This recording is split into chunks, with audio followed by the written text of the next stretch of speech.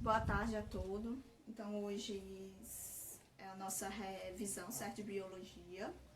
Então, mecanismo de transporte através da membrana. Então, eu vou apenas mostrar os tipos de transporte, a página 152 a 172.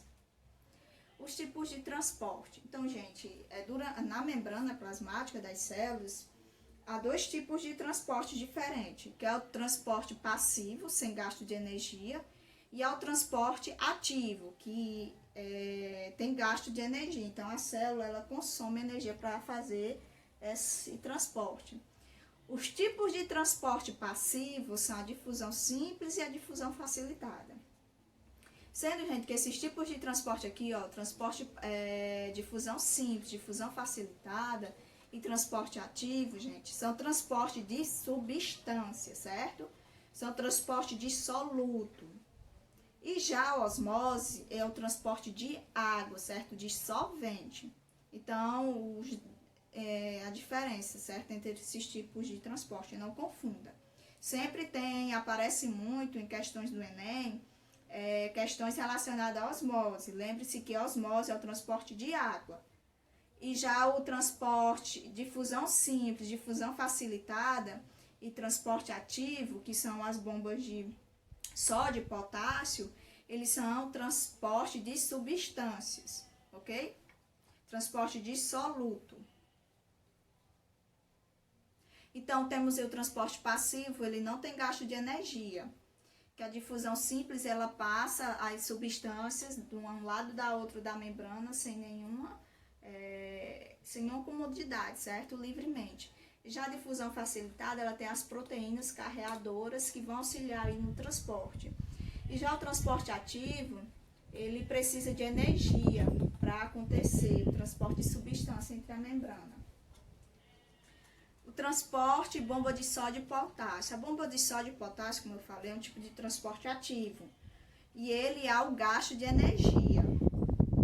Temos aqui a bomba de sódio e potássio, que transporta ativamente os íons de sódio e potássio contra o seu gradiente de concentração. Outra característica, né? A bomba de sódio e de potássio sempre será através do gradiente de concentração. Vai ser do quê? Vai ser do menos concentrado para o mais concentrado, contra o gradiente de concentração. Então, temos aqui a proteína, e essa proteína houve o quê? Um gasto de energia para que ela absorvesse aí os íons de potássio.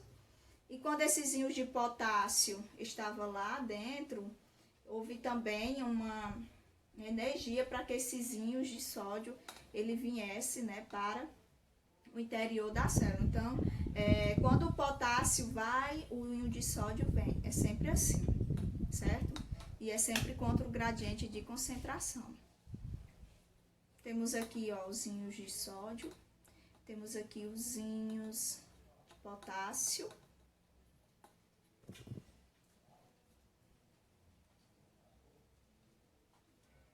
Difusão facilitada. É um tipo de transporte passivo de substância através da membrana, ou seja, não há gasto de energia.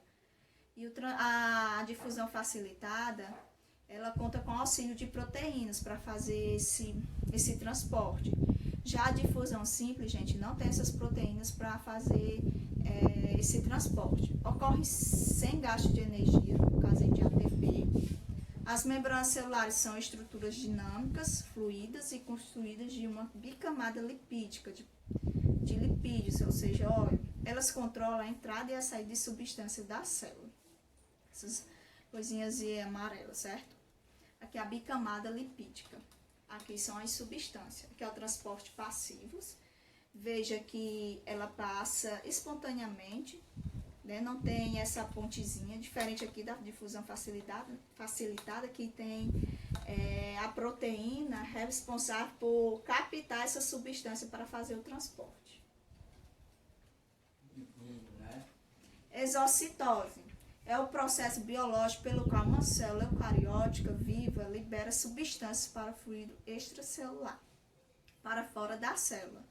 Seja o fluido que envolve as células de um tecido, no caso organismos multicelulares, seja para um ambiente aquático, que temos aí o caso do paramécio, por modificação da membrana celular, ou seja, sem ser por difusão. Então, não precisa aí de proteína, certo? O que acontece? A membrana da célula forma-se uma vesícula, onde essa vesícula ela vai fazer com que elimine aí as substâncias, certo? Para fora da célula. Então, exocitose é a maneira com que a célula eucariótica libera substâncias. Essas substâncias aqui, ela já foi absorvida pela célula e foi consumida. O que ela não mais quer, ela é eliminada pelo processo chamado de exocitose. Já a endocitose é o processo de englobar, né, absorver substâncias. Está aqui a membrana plasmática, está aqui a partícula sólida, então a endocitose ela vai absorver partículas sólidas. Então temos aqui, ela englobou, né, essa partícula e através aí do fagossomo, essa partícula ela vai ser digerida pela célula. O processo da digestão aí dessa célula, né, as substâncias, que os restos dessa digestão, elas são eliminadas através do processo de exocitose. Eu expliquei aqui. Através do processo de exocitose. Aí, dentro aí desse processo, ainda existe a pinocitose. Que a pinocitose, ela consegue aí eliminar, né, absorver substâncias assim maiores. Aqui a endocitose, mediada por um receptor, veja aqui os receptores que captam essas substâncias. Temos aí, gente, a fagocitose, que é um tipo de endocitose, ou seja, a captação de substâncias. Só que, o que vamos ver aí, para vocês prestarem atenção, a diferença de fagocitose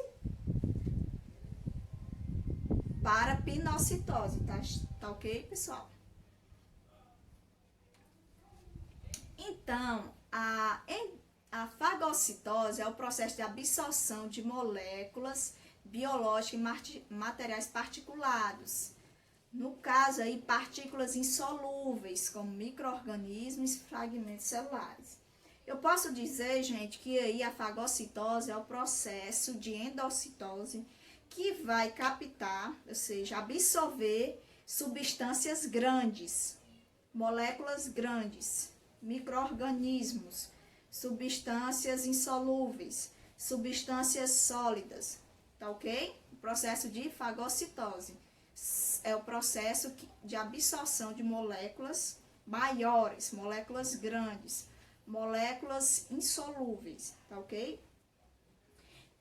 Tá aqui um exemplo de fagocitose, veja a partícula, né, sendo englobada aí pelo fagossomo, e aqui acontece a digestão e a eliminação através do processo de exocitose. Já a pinocitose, gente, é um tipo também de endocitose, porque engloba, certo? Endocitose porque engloba, capta.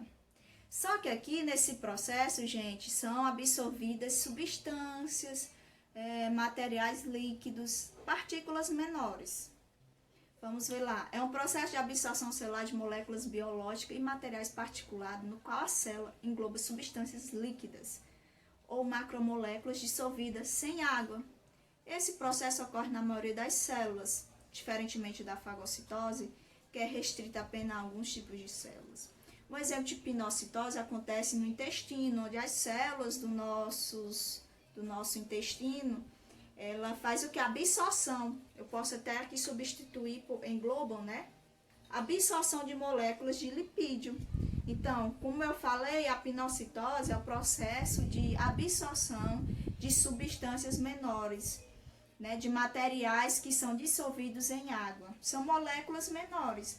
E já a fagocitose são moléculas maiores, são moléculas insolúveis. Então, a pinocitose é moléculas pequenas. Fagocitose já são substâncias grandes. Tá aqui o processo de pinocitose. Veja que essas substâncias aí são bem pequenininhas, né? Aqui é o citoplasma, aqui é o pinossomo. Então, substâncias bem pequenininhas. Temos aqui processo de fagocitose, ó. É o que, ó? Moléculas grandes, moléculas sólidas. Fagocitose, moléculas grandes. E pinocitose, moléculas pequenas, ó. Perceba aí a diferença. Fluido extracelular. Aqui endocitose mediada por receptores. Aqui o processo, né, de absorção dessas moléculas. E para finalizar aqui eu trouxe só osmose, para vocês lembrarem que vocês confundem muito. É o transporte de água do menos concentrado para o mais concentrado. Ó, perceba aqui. Aqui está concentrado porque tem grande quantidade de sal. Quando eu falo assim, mais concentrado, eu não estou me referindo à concentração da água não, pessoal. Eu estou me referindo à concentração de sal, por exemplo, mais concentrado, certo? Então, a molécula aqui de sal, a molécula da água. Perceba que aqui, ó, tem mais, né, moléculazinha de sal. Então, o que que acontece? A água, a tendência da água é de ir, né, do menos concentrado. No caso aqui tem pouco sal. Ela está indo em direção aonde tem mais sal. Então, ela está saindo do menos concentrado para o mais concentrado.